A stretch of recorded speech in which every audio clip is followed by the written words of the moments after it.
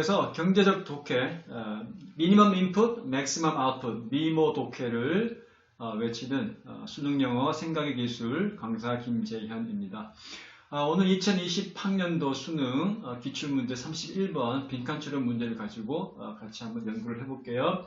빈칸 위치 맨 문제 보시는 거 잊지 말으셔야 되죠. 비교적 아래쪽에 있기 때문에 통상적으로 윗부분에서 단서를 찾아내시고요. 빈칸 있는 부분에서 단서를 찾아내서 논리적으로 연결을 시켜서 초이스랑 선택지랑 비교해 보시면 답을 알 수 있을 것 같은데, 항상 제가 확인하시라는 거 있죠. 이 중간 부분에서 문맥의 흐름을 뒤집는 역접의 연결어, 대표적으로 however, rather, 오히려 이런 식의 말 있죠. still, 그래도 이런 식의 말이 있나 없나를 반드시 확인을 하셔야 된다는 거 잊지 마시고요. 지금 보면 두 번째 줄에 scientism is the view 이렇게 나가고요. 다음에 네 번째 줄에 with the advance of science 이렇게 나갔네요.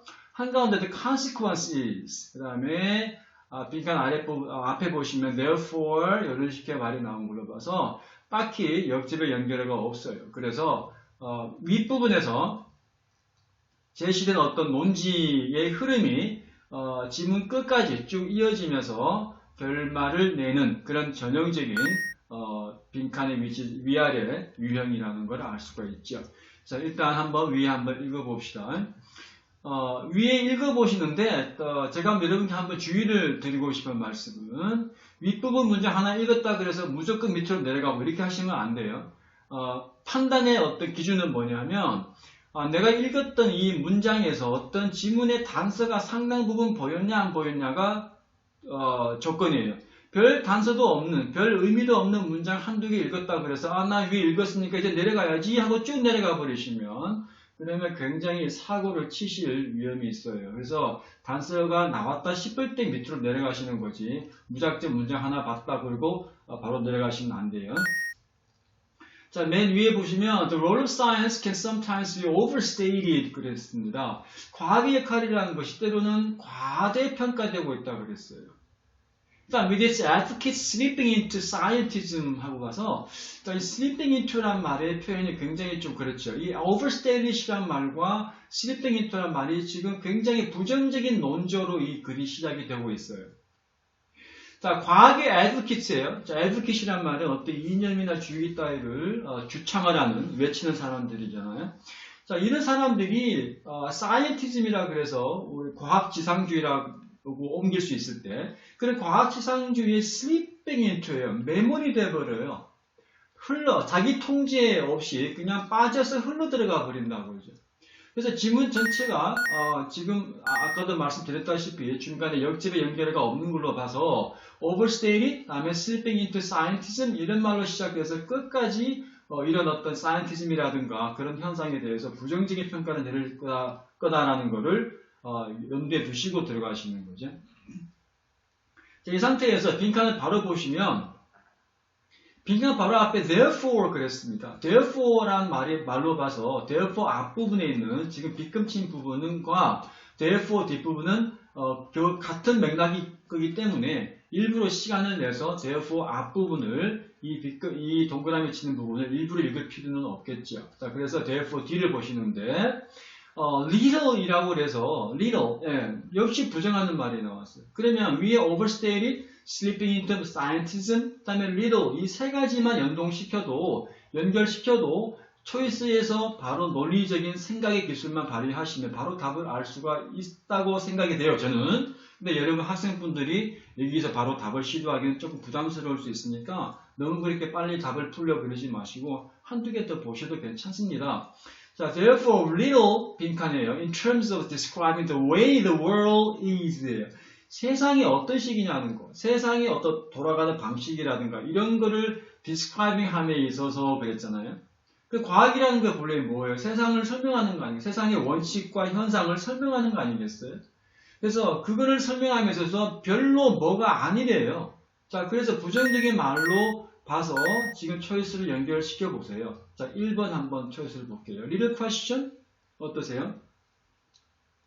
의문의 여지가 없다는 얘기죠. 그러면 세상의 어떤 를 describe 함에 있어서 의문의 여지가 없다는 얘기는 그러면 과학 지상주의를 찬양하는 말밖에 더 되나요? 그렇죠? 의문의 여지가 없다는 얘기는 과학이 모든 답을 준다는 얘기고, 그 과학에 대해서 뭐 우리가 의문을 제기할 필요가 없다는 얘기잖아요. 예, 그래서 overstated 이런 식의 첫 번째 줄에 나왔던 또 두 번째 줄에 slipping into scientism 이런 말과 비교해보면 1번은 맥락이 맞지 않다는 걸 알 수 있기 때문에 1번은 탈락되겠습니다. 이번에 account란 말이 나왔어요. 이 account란 말의 뜻이 몇 가지가 있어요. 여러분 보통 많이 아시는 것이 뭐 계정, 계좌, 또 어떤 설명 이런 뜻도 있고요. 그 다음에 몇 가지 뜻이 있어요. 특히 이게 비즈니스에서 굉장히 잘 쓰는 단어인데 지금 여기서 account를 릴과 결합이 되게 되면 별로 의미가 없고 중요성이 없다는 얘기입니다. 근데 여러분들이 이런 뜻을 알 확률이 별로 없는 것 같아요. 이런 경우에 시험장에서 여러분 어떻게 하셔야 되겠어요? 단어 뜻을 모른다고 그래서 포기하시면 안 되죠. 3번, 4번, 5번을 넣어보세요. 넣어봐서 맥락을 비교해 보시면 또 그렇게 충분히 답을 또 추측을 할 수가 있어요. 자, 3번 한번 보실까요? controversy, little controversy 그랬죠. 그러면 논란의 여지가 거의 없다는 얘기. 그러면 무슨 말인 거예요? 과학지상주의, 과학이 제공하는 답이 명확하다는 얘기고 과학이 제공하는 답의 유일성, 명확성 이런 걸 강조해서 과학지상주의를 찬양하는 말밖에 또 되나요? 그죠? 이것도 역시 맥락과 일치하지 않기 때문에 탈락이 되고요. 4번 variation 그랬습니다. little variation 변형이 별로 없다 그랬잖아요. 그러면 하나밖에 없다는 얘기죠. 어떤 과학, 어떤 세상의 방식에 대해서 설명을 함에 있어서 그 설명이 하나밖에 없다는 얘기예요. 그 말은 뭐냐면 명확하다는 얘기고 의문의 여지가 없다는 얘기고 논란의 여지가 없다는 얘기고 그래서 5번 덩달아 보세요. 편견도 없다는 얘기잖아요. variation 없다는 얘기는 어떤 현상에 대한 답이 하나라는 얘기예요. 그러면 의문의 여지도 없고 1번, 그 다음에 논란의 여지도 없고 3번, 딱 5번에 개인적인 편견의 여지도 없잖아요. 다 객관적으로 말을 할 거니까.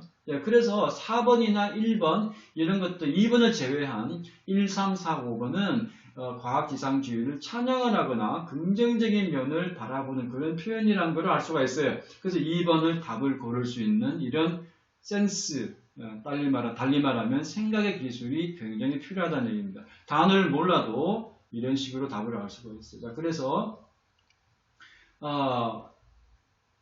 첫 번째 문장에서 이 지문의 논조를 파악을 했고요. 역제의 연결해가 없이 바로 빈칸이 나왔기 때문에 초이스 연결해서 충분히 답을 2번이라는 걸 알 수가 있어요. 제가 여러분께 한번 주의를 좀 드리고 싶은 말씀이 하나 있는데요.